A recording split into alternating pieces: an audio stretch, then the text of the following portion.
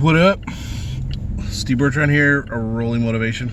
I just had a thought about now that the Christmas season is over, everybody's going to be going into New Year's, thinking about things like New Year's resolutions and whatnot. And the interesting thing about New Year's resolutions for me is they've never really been that big of a deal because I've always been a huge goal setter. So I've always just set goals on a random, regular basis.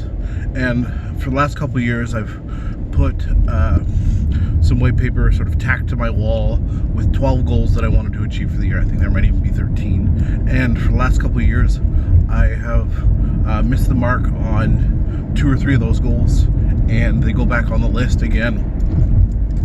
And I started to look at, okay, well, for the last couple of years, I've only achieved maybe half of those goals.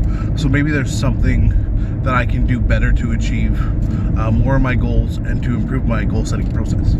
So what I started looking at was the fact that I think setting goals for me specifically is, for the year, is setting them too far out. And what happens at that point is, yeah, I see them every day because they're right outside my bedroom, so I see them at nighttime before I go to bed and when I wake up in the morning, and that's what you're supposed to do, program your subconscious. All the books talk about that. But what I kind of realized was that because I didn't have anything sort of tangible in the moment to go for, it makes it really difficult to always achieve those goals. Obviously trips and things like that, you're just sort of saving for piece by piece.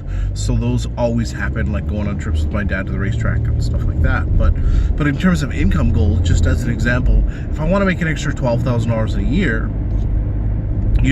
setting that goal, it seems kind of huge and auspicious and all those different types of things.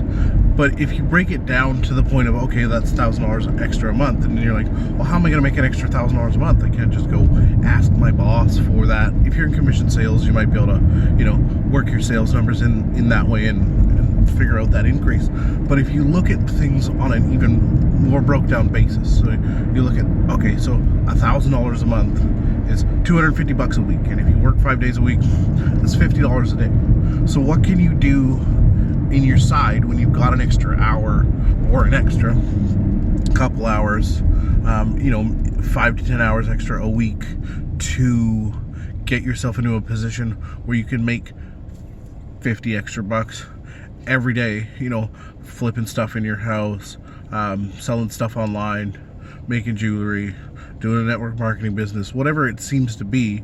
$50 a day is a lot more attainable in your mind, in my opinion, than the $12,000 a year. But if you hit that $50 a day on a regular basis, you're going to get to that goal. And you never know, you might not hit the whole 12,000, you might hit 10, you might hit 8, there's a bunch of different options. But the fact of breaking them down on a daily and weekly basis seems to work a little bit better for me, and that's kind of the tip I have for you guys. So if you're having trouble setting goals in general, this is a good tip. And also, if you're having trouble with your New Year's resolutions and you never stick to them, that helps. Just break it down further if it's not working for you, and really look at the results that you're getting and reassess. And maybe you need to reset your goals at that point if they're not working 2 months in. Don't wait 3 and 6 months for you to reset your goals. Try it out for a month and see what happens, and then reassess, maybe change your target, things like that. Get some wins. Alrighty, like, subscribe, share the video, and if you want some tips, email me at steve@rollingmotivation.com, or you can direct message me on all my social media platforms. You know where to find me. Talk to you soon.